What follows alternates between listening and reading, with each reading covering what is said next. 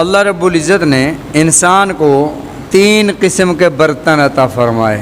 برتن اس لیے کہہ رہا ہوں کہ انسان کے ظرف میں وہ چیزیں سما جاتی ہیں، وہ کیفیات جذب ہو جاتی ہیں۔ ایک تو ہے جذبات کا برتن، اس میں انسان کے اچھے جذبات بھی ہوتے ہیں، برے جذبات بھی ہوتے ہیں، وہ ہے دل کا برتن۔ اس میں جذبات ہوتے ہیں، اچھے جذبات ہوں تو اللہ نے اس کو نام دیا محمد الرسول اللہ والذین معہ اشداء علی الکفار۔ کافروں کے لیے میرے محبوب کے ساتھی بڑے سخت ہیں، رحماء بینہم، آپس میں شیر و شکر رحم دل ہیں۔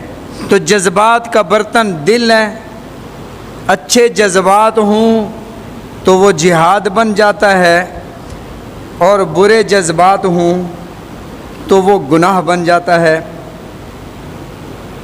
اسی طرح اللہ نے انسان کو ایک خیالات کا برتن دیا۔ خیالات آ رہے ہیں، جا رہے ہیں، اچھے خیالات بھی ہوتے ہیں، برے خیالات بھی ہوتے ہیں۔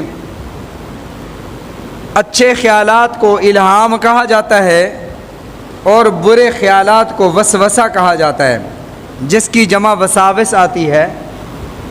اگر خیالات نہ ہوتے تو کوئی بات اس کے دماغ میں محفوظ نہ ہوتی، تو خیالات کی جو جگہ ہے، خیالات کا جو برتن ہے وہ دماغ ہے۔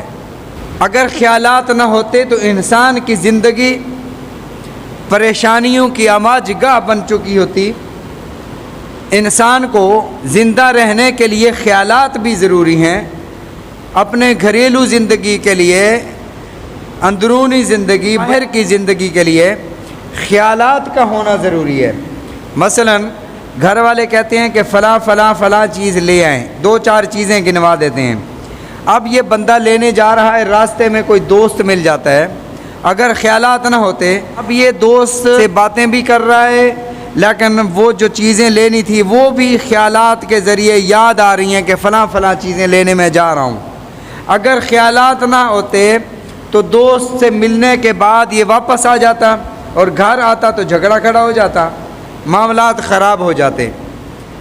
تو خیالات کا ہونا بھی خدا کی طرف سے نعمت ہے، لیکن جس طرح موٹر وے پر، سڑک پر گاڑیاں جا رہی ہوتی ہیں، چھوٹی گاڑیاں، بڑی گاڑیاں، کاریں، بڑے ٹریلر، ٹرک، بسیں، ہر طرح کی سواریاں ہوتی ہیں،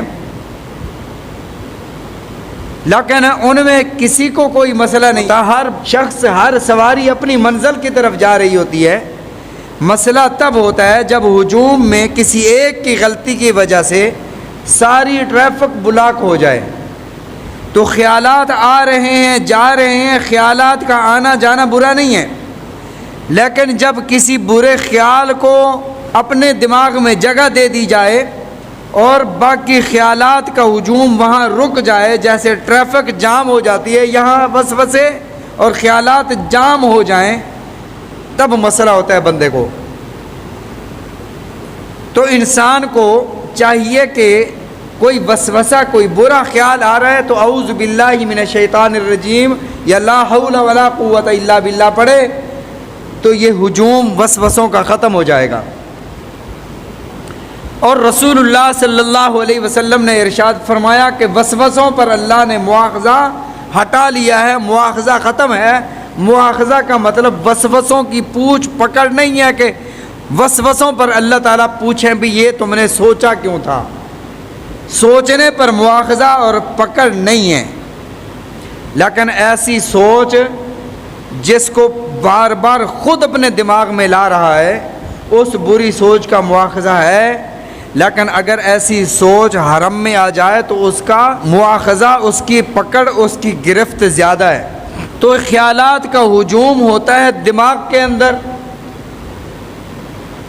رسول اللہ صلی اللہ علیہ وسلم کی خدمت میں ایک صحابی حاضر خدمت ہوئے، عرض کیا یا رسول اللہ صلی اللہ علیہ وسلم اتنے برے خیالات آتے ہیں، اتنے برے خیالات آتے ہیں کہ میں زبان پر نہیں لا سکتا، اور میرا دل کرتا ہے کہ ان کو زبان پر لانے سے پہلے میں مر جاؤں۔ آپ نے ارشاد فرمایا، آپ نے اس سے پوچھا یہ بتاؤ کہ تمہیں وسوسوں سے، خیالات سے خوشی ہوتی ہے یا غم اور دکھ ہوتا ہے؟ عرض کیا یا رسول اللہ غم ہوتا ہے، تکلیف ہوتی ہے۔ آپ نے فرمایا ذالک علامت الایمان، یہی تو ایمان کی علامت ہے۔ حضرت حنظلہ رضی اللہ تعالیٰ عنہ رسول اللہ صلی اللہ علیہ وسلم کی خدمت میں حاضر ہونے کے لیے اپنے گھر سے نکلتے ہیں۔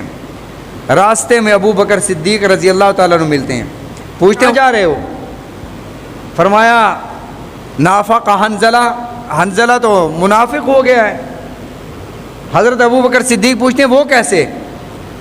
کہا کہ ہم رسول اللہ صلی اللہ علیہ وسلم کی محفل میں ہوتے ہیں تو ہمیں ایسے محسوس ہوتا ہے جیسے جنت و دوزخ ہمارے سامنے ہیں، آخرت کی فکر ایسے ہوتی ہے جیسے ابھی ہم اس اگلے لمحے مر جائیں گے، لیکن جب آپ کی محفل سے ہم اٹھتے ہیں پھر وہ کیفیت باقی نہیں رہتی۔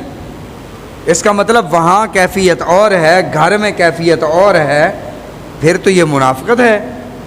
حضرت ابو بکر فرماتے ہیں حنظلہ اگر یہ بات ہے تو پھر ابو بکر بھی تیری طرح منافق شاید ہو گیا ہے، میری بھی تو یہ کیفیت ہے۔ چلو چلتے ہیں رسول اللہ صلی اللہ علیہ وسلم کی خدمت میں اور آپ سے پوچھتے ہیں کہ ایسا کیوں ہوتا ہے۔ رسول اللہ صلی اللہ علیہ وسلم کے سامنے جب یہ بات رکھی گئی، آپ نے ارشاد فرمایا کہ تمہارا یہ فکر کرنا تمہارے ایمان کی علامت ہے، کوئی منافق نہیں ہوتا اگر وہی کیفیت جو میری محفل میں تمہاری ہوتی ہے، اگر ہر وقت ہر جگہ ہمہ وقت تمہارے گھروں میں بھی وہ کیفیت رہے تو اللہ کے نورانی فرشتے آ کر تم سے مصافحہ کرنے لگیں۔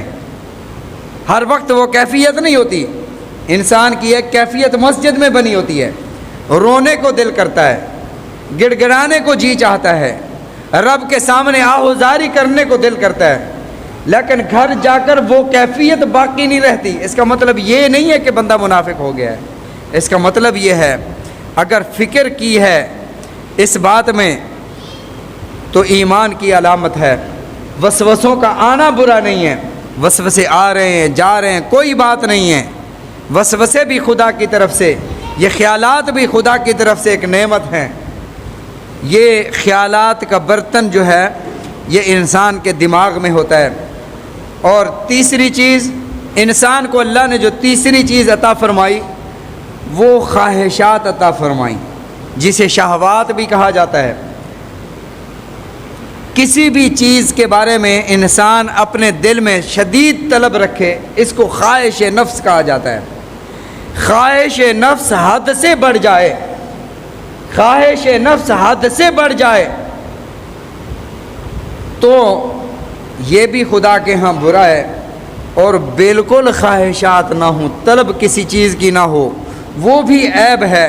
فرمایا ان کو جو برابر رکھتا ہے، جو کیفیت ان دونوں کو موازنہ کر کے برابر رکھتی ہے، ان کا بیلنس رکھتی ہے، اس کا نام ہے حکمت، اور یہ حکمت دماغ میں ہوا کرتی ہے۔ رسول اللہ صلی اللہ علیہ وسلم نے ارشاد فرمایا کہ بنی آدم کے جسم میں اللہ نے ایک ایسا ٹکڑا، ایک ایسا لوتھڑا رکھا ہے، اذا فسدت فسد الجسد کلو، اگر یہ خراب ہو جائے تو جسم کے سارے اعمال خراب ہو جائیں۔ فرمایا اذا صلحت صلح الجسد کلو، اگر یہ درست ہے تو انسان کے سارے اعمال درست ہو جائیں۔ فرمایا الا وہی القلب، سن لو یہ دل ہے، تمہارا دل صاف ہے تو تمہارے سارے اعمال درست ہیں، اگر تمہارا دل خراب ہوا، تمہارے جذبات خراب ہوئے تو تمہارے سارے اعمال خراب ہو گئے۔ اسی طرح اللہ نے ایک کیفیت بنائی جس کو عربی میں غضب بھی کہا جاتا ہے اور حرد بھی کہا جاتا ہے، ہا ہے رے دال، حرد۔ غیظ بھی کہا جاتا ہے، اردو میں ان سب کا معنی ہم غصہ کرتے ہیں۔ غصہ کسے کہتے ہیں؟ عربی میں جو لفظ ہے سخت، سین خیت تے، سخطا، رضا الرب فی رضا الوالد، فرمایا کہ بھلا وہ شخص جو اللہ کی رضا کا طلبگار ہے اور دوسرا وہ جو خدا کو ناراض رکھتا ہے، یہ دونوں برابر ہو سکتے ہیں؟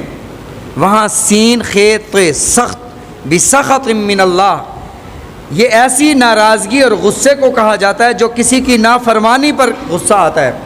والد کی بیٹے نے نافرمانی کی، جو والد کو غصہ آتا ہے اس کو عربی میں سخط کہا جاتا ہے۔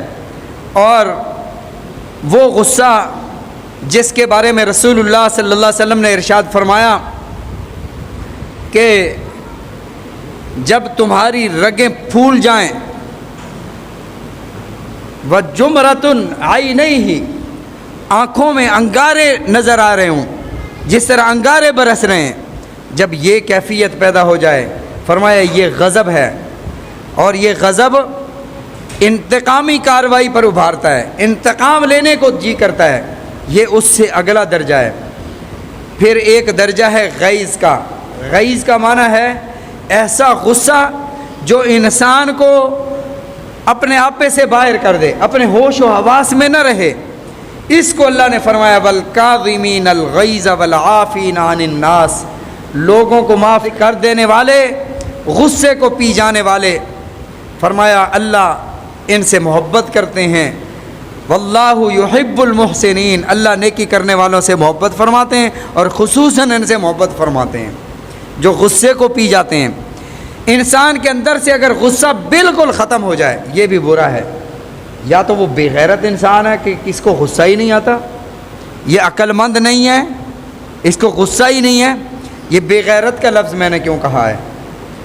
اس لیے کہ حضرت لوط علیہ السلام کی قوم کو فرشتے جب تباہ کرنے کے لیے زمین کو اٹھایا اور آسمانوں تک لے گئے، اللہ نے فرمایا کہ اب اس زمین کو الٹ دو، فجعلنا عالیہا سافلہا، اوپر والا حصہ نیچے کر دو، نیچے والا اوپر کر دو، بالکل الٹ کر دو۔ تو فرشتوں کو جب حکم ہوا، اللہ کے بارگاہ میں عرض کی گئی، اللہ تیری اس سرزمین پر ایک ایسا بندہ بھی ہے جو ایک لمحہ بھی تیری یاد سے غافل نہیں ہوا ہے، ہر وقت تیری عبادت میں رہتا ہے۔ اللہ نے فرمایا کہ یہ تو وہ بے غیرت انسان ہے کہ میری نافرمانی لوگ کرتے تھے اور اس کی پیشانی پر بل بھی نہیں آئے کہ یہ کیوں کر رہے ہیں۔ ایمان اس کا نام نہیں ہے۔ ہم کہتے ہیں نا کہ وہ اپنی قبر میں جائے گا، ہم اپنی قبر میں جائیں گے، ہمارا کوئی واسطہ نہیں ہے، ایسی بات نہیں۔ رسول اللہ صلی اللہ علیہ وسلم نے ارشاد فرمایا اگر اللہ کے حکموں کو توڑا جا رہا ہے اور خدا کے حکم کی مخالفت کی جا رہی ہے، تمہارے ہاتھ میں قوت ہے تو ہاتھ سے روک دو، ہاتھ میں طاقت نہیں ہے تو زبان سے روکو، زبان میں طاقت نہیں ہے روکنے کی، کم از کم دل میں برا سمجھو، ذالک اضعف من الایمان، یہ تمہارے کمزور ایمان کی علامت ہے۔ اگر دل میں بھی برا نہیں سمجھتا، کہتا بھی نہیں ہے، تو اس کا مطلب اس کے اندر ایمان نہیں ہے۔ بے شک تہجد پڑھ رہا ہے، نمازیں پڑھ رہا ہے، نوافل پڑھ رہا ہے، تلاوتیں کر رہا ہے، ہر سال حج کرتا ہے، فرمایا کمزور ایمان بھی نہیں ہے اس کے پاس۔ تو اگر کسی میں غصہ نہ ہو، رسول اللہ صلی اللہ علیہ وسلم نے ارشاد فرمایا دیوس آدمی جنت کی خوشبو بھی نہیں پا سکے گا۔ جنت کی خوشبو 500 سال کی مسافت سے آتی ہے۔ دیوس کسے کہتے ہیں؟ جو اس بات پر راضی ہو کہ غیر محرم میری اس کی ماں، بہن، بہو، بیٹی کسی اس کی عورتوں سے ملیں اور اس کے دل میں کوئی بات ہی نہ ہو، کوئی بات نہیں، یہ روٹین سے ہے، یہ شخص دیوس ہے، یہ بے غیرت شخص ہے۔ فرمایا یہ جنت کی خوشبو بھی نہیں پا سکے گا۔ یہ دوستوں کو لے آ کر گھر میں اپنی محرم اور اپنی خواتین سے سلام کروانا، جاؤ جی دوست آئے ہوئے ہیں، فلاں آئے ہوئے ہیں، ان سے جا کر سلام کرو، یہ بے غیرتی اور دیوسیت ہے۔ اس پر احادیث مبارکہ میں وعیدات ہیں۔ تو غصہ اگر نہ آئے، یا تو انسان مردہ ہے یا اس کے اندر احساس اور جذبات نہیں ہیں۔ غصے کا آنا برا نہیں ہے، غصے کو اس کی جگہ پر استعمال نہ کرنا برا ہے۔ اللہ کے نبی صلی اللہ علیہ وسلم نے ارشاد فرمایا کہ من ابغض للہ واحب للہ، محبت کرو تو اللہ کے لیے کرو، غصہ کرو کسی سے بغض رکھو تو اللہ کے لیے۔ اور اس کی مثال صحابہ کرام رضوان اللہ علیہم اجمعین نے اپنی زندگیوں میں کر کے دکھایا۔ حضرت علی المرتضیٰ رضی اللہ تعالیٰ عنہ دشمن پر غالب آ گئے ہیں اور آپ اس کی گردن پر تلوار چلانے لگے ہیں۔ اتنی دیر میں جب وہ مغلوب، کوئی بھی ہو مغلوب ہو تو جتنا اس کے بس میں ہو وہ تو کرتا ہے۔ اس لیے شیخ سعدی رحمۃ اللہ علیہ نے فرمایا اذا یئس الانسان طال لسانہ، جب انسان اپنی زندگی سے مایوس ہو جاتا ہے تو اس کی زبان لمبی ہو جاتی ہے، پھر وہ گالیاں دینے پر اتر آتا ہے، جو اس سے ہو سکتا ہے وہ کرتا ہے۔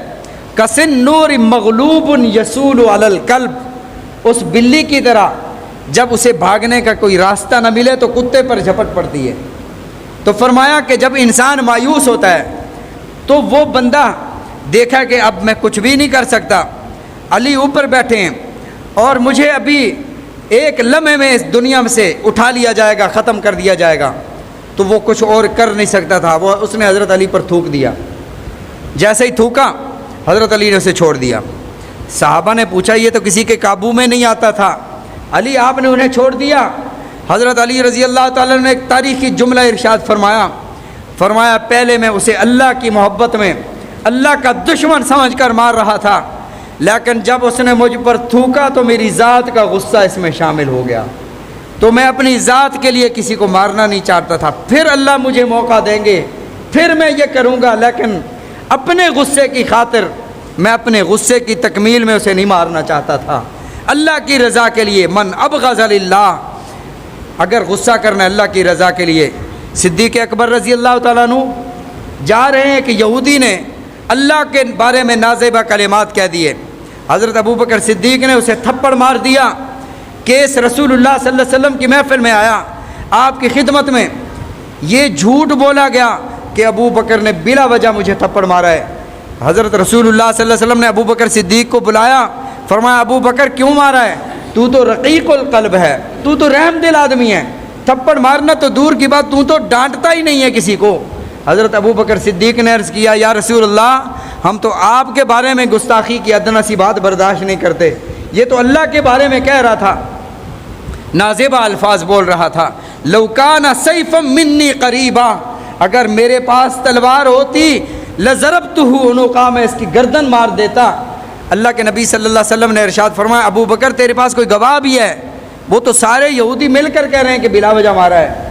فرمایا میری شریعت میں حکم یہ ہے ان النفس بالنفس والعین بالعین والانف بالانف والاذن بالاذن والسن بالسن والجروح قصاص، ناک کے بدلے ناک، کان کے بدلے کان، آنکھ کے بدلے آنکھ، زخم کے بدلے زخم۔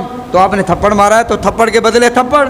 جب اللہ نے دیکھا کہ ابو بکر میری عزت کی حفاظت کرتے ہوئے اسے تھپڑ لگنے لگا ہے تو اللہ نے فوراً جبرائیل کو بھیجا، جا جبرائیل میرے نبی پاک صلی اللہ علیہ وسلم پر میری یہ وحی اتار دے، لقد سمع اللہ قول الذین قالوا ان اللہ فقیر ونحن اغنیاء۔ اللہ نے فرمایا اے میرے محبوب، میں نے اس یہودی کی بات سن لی تھی جب وہ اللہ کو کہہ رہا تھا کہ تمہارا اللہ فقیر ہو گیا اور ہم غنی ہیں۔ تو غصہ آنا چاہیے لیکن صحیح موقع محل پر اسے استعمال کرنا چاہیے۔ لوگ کہتے ہیں جی غصے میں طلاق دے دی، تو غصے میں تو طلاق نہیں ہوتی، تو طلاق خوشی میں کہاں ہوتی ہے؟ خوشی میں تو طلاق کے الفاظ نہیں بولے جاتے، غصے میں ہوتا ہے۔ اسی طرح غصے میں ایک صحابی نے حضرت خولہ بنت ثعلبہ رضی اللہ تعالیٰ عنہ کو کہہ دیا انت علیہ کظہر امی، تو میرے لیے آج کے بعد ایسے ہے جیسے میری ماں کی پیٹھ۔ اور اس جملے کو اس دور میں یہ حیثیت تھی کہ ہمیشہ ہمیشہ کے لیے نکاح ٹوٹ گیا۔ یہ عورت رسول اللہ صلی اللہ علیہ وسلم کی خدمت میں آئی، یا رسول اللہ غصے میں انہوں نے کہہ دیا اب طلاق تو ہمیشہ ہمیشہ کے لیے، اس کا کوئی حل نکالیں، آپ کی شریعت میں کیا حکم ہے؟ میرے آقا نے فرمایا کہ اللہ کی طرف سے ابھی اس بارے میں کوئی حکم نازل نہیں ہوا ہے۔ وما ينطق عن الهوى ان هو الا وحی یوحى، جب تک محمد کریم صلی اللہ علیہ وسلم پر وحی نہیں آتی میں اپنی طرف سے کوئی فتویٰ نہیں دیتا۔ اللہ نے فرمایا اب یہ عورت اللہ سے شکوے کرنے لگی تو اللہ نے فرمایا قد سمع اللہ قول التي تجادلك في زوجها وتشتكي الى اللہ، اللہ نے اس عورت کی شکوہ شکایت سن لی جو اللہ سے وہ شکایتیں کر رہی تھی۔ اے میرے محبوب جب آپ سے بحث کر رہی تھی تو اللہ نے اس پہلے رکوع میں سورہ مجادلہ کے پہلے رکوع میں وہ کفارے بتائے کہ اگر کوئی بندہ یہ جملے کہہ دے، غصے میں کہہ دے، کسی بھی انداز میں کہہ دے، اس کو زہار کہا جاتا ہے، تو یہ کفارہ اور اس کے آپشن عطا فرمائے کہ یہ اگر کر لے تو یہ عورت بیوی اس پر دوبارہ حلال ہو جائے گی۔ بہرحال غصہ کا آنا برا نہیں ہے، غصے کا بے جا استعمال برا ہے، اور رسول اللہ صلی اللہ علیہ وسلم نے ارشاد فرمایا کہ اگر کسی کو غصہ آ جائے تو فوراً ایک دو کام کرے۔ غصہ شیطان کی طرف سے ہوتا ہے، شیطان تمہاری رگوں میں ایسے دوڑتا ہے جیسے تمہاری رگوں میں خون چل رہا ہے۔ فرمایا جب تمہیں غصہ آئے لا حول ولا قوت الا باللہ العلی العظیم پڑھا کرو، غصہ نہیں جا رہا اعوذ باللہ من الشیطان الرجیم پڑھو، پھر بھی نہیں جا رہا، آپ نے فرمایا اپنی حالت بدل دو، حیت بدل دو، بیٹھے ہو کھڑے ہو جاؤ، کھڑے ہو بیٹھ جاؤ، بیٹھے ہو لیٹ جاؤ، پھر بھی غصہ نہیں جا رہا، فرمایا کہ اٹھ کر وضو کر لو، پانی تمہارے غصے کو ٹھنڈا کر دے گا۔ اگر وضو کرنے کے بعد بھی غصہ نہیں گیا ہے، پھر 2 رکعت نفل پڑھ لو، جب سجدے میں جاؤ گے اللہ کی بارگاہ میں کہو گے سبحان ربی الاعلیٰ، تب سمجھو گے کہ اللہ تو ہی بڑا ہے، میں تو بہت چھوٹا ہوں، اللہ میرے گناہ معاف فرما دے، یقیناً تمہارا غصہ ٹھنڈا ہو جائے گا۔ رسول اللہ صلی اللہ علیہ وسلم کی خدمت میں حضرت عبداللہ بن عمر آئے، عرض کیا یا رسول اللہ جب آپ غصے میں کوئی بات فرمائیں، ہم تو آپ کی ہر بات ہر حدیث لکھ لیتے ہیں، کیا ہم غصے میں آپ کی بات لکھ لیا کریں جب آپ غصے میں کوئی کلمات کوئی بات کہہ رہے ہوں؟ آپ نے ارشاد فرمایا، حضرت عبداللہ بن عمر یہ سمجھ رہے تھے کہ شاید جب ہم غصے میں کوئی بات بولتے ہیں تو جو کچھ بولنا چاہتے ہیں اس کے خلاف کوئی بات منہ سے نکل جاتی ہے، کہیں ایسا نہ ہو کہ میرے آقا غصے میں کوئی بات کہہ رہے ہوں اور ہم لکھ لیں اور وہ شریعت بن جائے۔ تو میرے آقا علیہ الصلوۃ والسلام نے ارشاد فرمایا عبداللہ لکھ لیا کرو، لا یخرج من ھذا الا الحق، اس زبان سے سوائے حق کے کچھ نکلتا ہی نہیں ہے۔ اللہ تعالی ہم سب کو رسول اللہ صلی اللہ علیہ وسلم کے فرامین سمجھنے کی عمل کرنے کی توفیق عطا فرمائے۔ وآخر دعوانا الحمد للہ رب العالمین۔